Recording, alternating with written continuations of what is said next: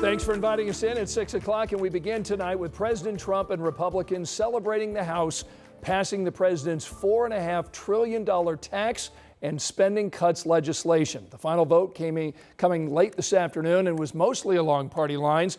The sweeping bill is now headed to the president's desk ahead of his self-imposed Independence Day deadline. Not everyone, though, is celebrating the passage of this bill. One group of Hoosiers says they are grieving. Emily Longnecker tonight shows us how they demonstrated that today. It's being called big and beautiful, and my biggest question is for who? When it comes to President Trump's tax and spending legislation, now set to become law, for these Indianapolis clergy, beauty is in the eye of the beholder.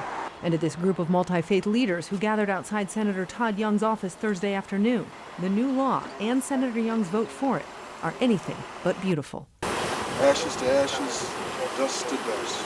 The group held a procession with a hearse and a casket to hold what they say was a funeral. They're mourning the people they believe will die because of the new law's cuts to Medicaid and SNAP benefits. We hold this funeral not for those who have already died, but for those who are now being marked for death by policy, by greed, by elected officials who have chosen profit over people.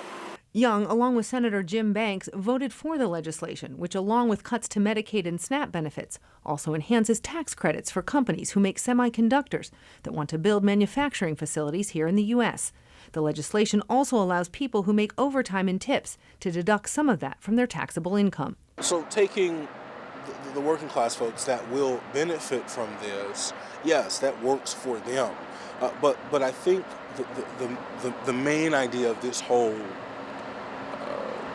situation is that we will have folks who will be losing their primary source of medical care, and we will have children and youth who will go without. Young issued a statement on his vote which said in part, quote, "The bill also includes sensible reforms to strengthen government assistance programs by rooting out waste, fraud, and abuse, and improving work requirements for able-bodied adults without young children or disabled dependents."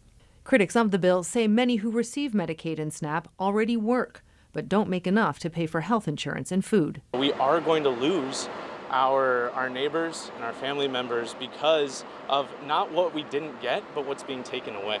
The casket, right now, just a metaphor for the loss these clergy fear will eventually become reality for the most vulnerable.